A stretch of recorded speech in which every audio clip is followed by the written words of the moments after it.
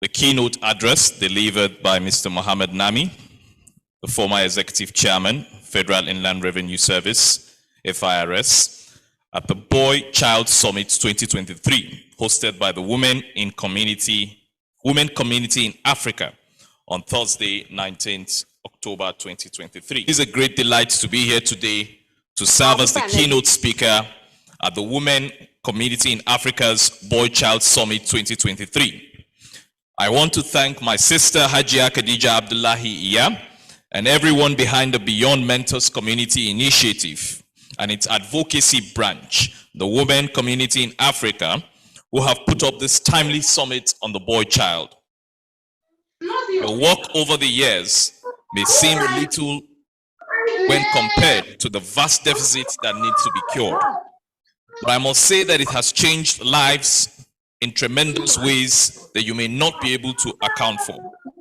Imagine the domino effect. The impact for every young person that has found their way to your meetings and town halls.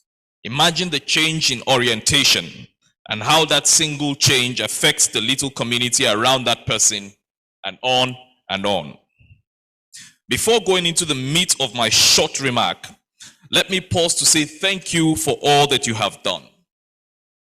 This is a good point to request our audience to give a round of applause to the Beyond Mentors Community Initiative.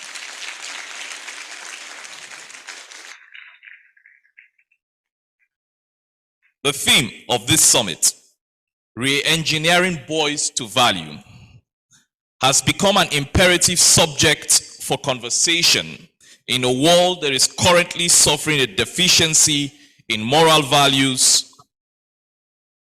from honesty, respect, hard work, trustworthiness, compassion, courage, self-control, politeness, generosity, fairness, equality, gratitude, tolerance, loyalty, honor, and so many other values are in steep decline in the currency of today's social transactions. What is worse, those who should know better by leading in both affirming and entrenching these timeless values have fallen guilty of either laxity or being bad examples. The result today is a social imbalance that has bettered a society riddled with ills and moral decay. The attendant outcome is there for all of us to see. Cultism, brazen corruption, fractured families and relationships, unhealthy rivalry, disunity, and many other ills. The underlying cause of all this is that we have not armed our young people with the proper character and values to both challenge the ills as well as serve as a counter to those whose minds have been poisoned with negative values. The family, both extended and neutral, being the first unit of social interaction that any individual has with society, plays a most crucial role in all this. It is at the home that a child is made or marred. It is at the home that a child is expected to first pick up the knowledge of what is right and what is wrong. It is at the home that a child is first armed with the tools to engage with society, from how to greet, to courtesy, to hard work, and so on. It has thus become imperative for us to identify some of the gaps that have occurred in the upbringing of children that has led us to the pitfalls we have experienced in our society today. When children do not get the right care, the proper treatment, and the essential training, they become a threat to our social engineering. The Cambridge Dictionary defines child abuse as behavior in which adults intentionally treat children in a cruel or violent way. This, for me, does not provide an adequate scope of what the issue truly is. For me, child abuse is any form of mistreatment of a child by a parent, guardian, or other adult responsible for his or her welfare. The abuse of the boy child is as rampant as it is unspoken of. The general notion seems to place the male to be above board of being abused. So, it often falls on deaf ears, in fact, disappointing ones, when cases of boy-child abuse are reported. Chimamanda Ngozi Adichie, the renowned Nigerian author and social advocate, in a widely viewed speech made at the TEDx Houston, titled "We Should All Be Feminists," made a striking comment on the case of the boy child that has made his abuse a third-rate issue. Permit me to quote her. "We do a great disservice to boys in how we raise them. We stifle the humanity of boys. We define masculinity in a very narrow way. Masculinity becomes this hard, small cage, and we put boys inside this cage. We teach boys to be afraid of fear, of weakness, of vulnerability. We teach them to mask their true selves because they have to be, in Nigerian speak, a hard man." An ungodly amount of abuse of young boys occurred today and has been swept under the carpet on the altar of building resilient, tough, silent, and hard guys. This has led us to build socially unprepared young men that have made the ills mentioned earlier on all too often an occurrence in our society. The World Health Organization notes that 1 in 13 men reports having been abused as a child from the ages 0 to 17 years. I beg to add to this statistic by saying that this is in fact those who are bold enough to report that indeed this occurred while they were children.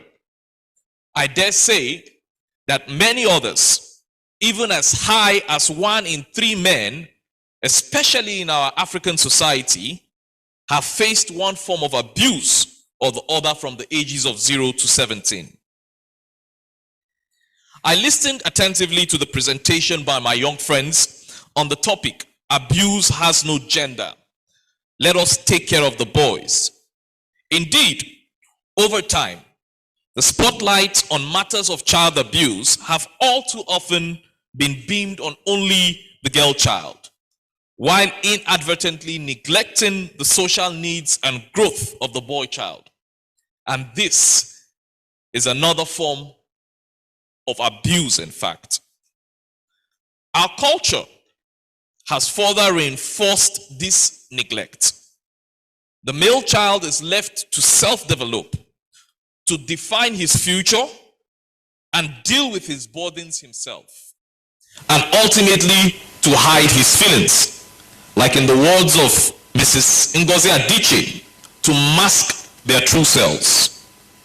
In the course of preparing for this address, I stumbled on several stories of victims of boy-child abuse. One recurring pattern in these stories is the fact that the abusers were always close to them, either through filial relations, family friends, or neighbors in their immediate community. The Punch newspaper, in a report dated 28 May 2002 or 2022, titled "Men Sexually Abused at Childhood Narrate Ugly Encounters Psychological Trauma," shares the provocative and sad experiences of some young men in Nigeria who went through ugly and horrific sexual abuses as teenagers. Permit me, if time allows, to lift the story of Mr. Olanrewaju Tobiloba, who told the story of his defilement by 2 female neighbors as a 16-year-old. He said, and I quote, "We lived in a face me, I face you apartment at the time. I just returned from school, and it was a common thing for me and our neighbors to play together.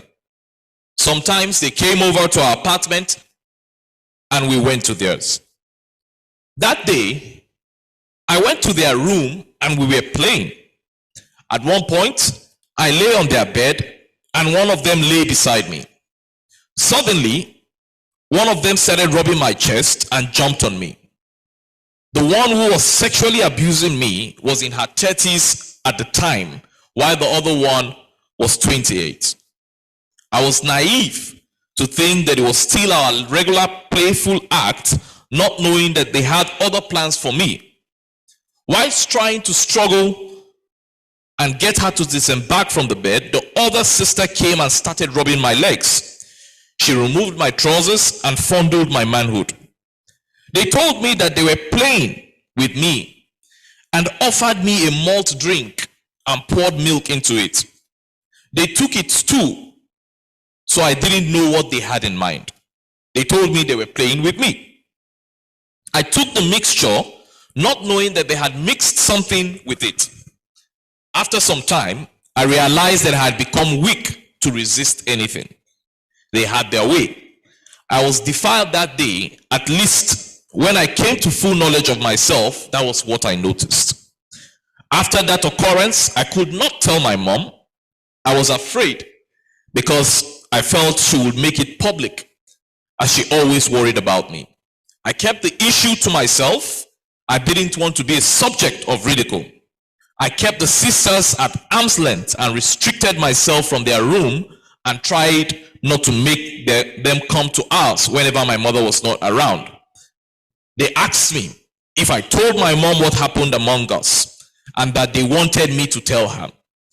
I knew that they were aware of the disciplinarian my mom is, but was making a mockery of me. They told me that we will still engage in the act. I was scared each time they said so, but helpless and tried to avoid them. The abuse started between 2015 and 2016. It stopped after the third time. I took steps not to allow them violate me sexually again. I intentionally stayed back at school till 7 p.m. just to avoid them. I only returned home when I was sure that my mom would have either returned home or close to the house from her workplace.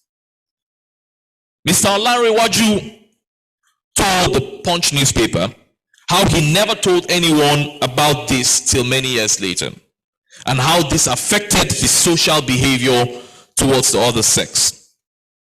His story is one of many. In fact, one of the few that will ever be bold to speak out. To tackle this heathen menace, one of the crucial things we must do is to create more awareness and advocacy on the truths around child abuse. We must also start by accepting the reality that abuse is endemic in our society. And we must end the culture of turning a blind eye to its existence. We must begin to groom the next generation of boys that will become men by empowering them with the right tools against abuse. We must provide avenues for young men to have safe spaces to speak and share their experiences and how they feel. And these safe spaces must begin in our homes. To the boys here present, my advice is to you is to be bold and speak out. Our law enforcement agencies must also begin to see the boy-child abuse as a scourge, just as vile as other criminalities that more often than not are only the symptoms of the consequences of neglecting our young men. They must be well informed of these realities happening at our backyards and deal with them in accordance with the law. Advocacy, advocacy, advocacy. Conversations on boy-child abuse must be had. It is not to be shunned to the backseat or kept as a taboo in our social discourse. I must commend again the Beyond Mentors Community Care Initiative for its effort in this regard. You're doing a great job. Please keep it up.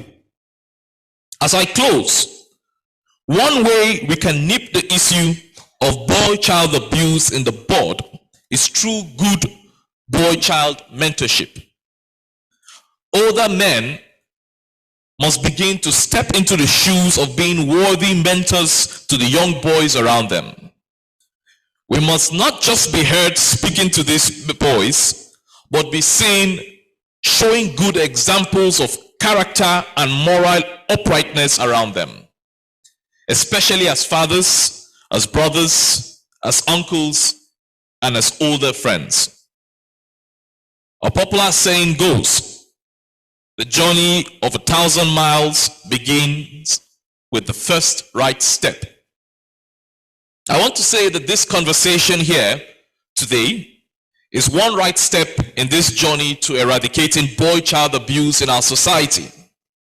I look forward to an enriching conversation around the theme of this summit. Most of all, I look forward to seeing the handful of young boys here becoming transformed by the conversations we would have. Thank you very much, and God bless you all.